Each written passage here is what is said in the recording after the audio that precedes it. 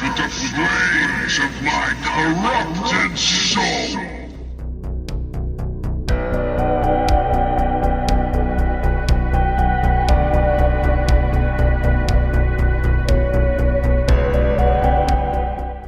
Well, as you saw before the intro, that was the demo of Fire Demon, not the official intro, Spirit, but that, is our best look at him so far.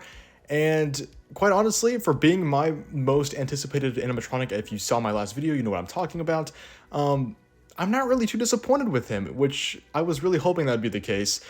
Surprisingly, he is a jump scare animatronic, which is not a bad thing at all. It's just very unexpected. I completely thought that this guy was going to be a very slow-moving, more talky kind of animatronic. And, to be fair, he does have a lot to say, for sure.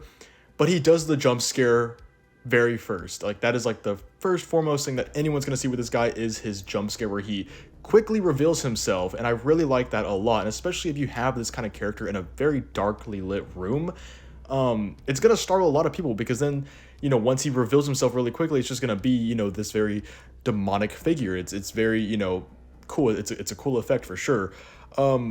Yeah, quite honestly, I'm not even the biggest fan of demon animatronics, or like more like satanic characters, but I really don't have too much to complain about with him. I think Spirit nailed this one. I don't think he's honestly too generic for like a demon prop, He doesn't have like the typical phrasing, I feel like most of these kind of characters would have. I feel like, for his character, he has cool phrases that sort of fit with what he is exactly.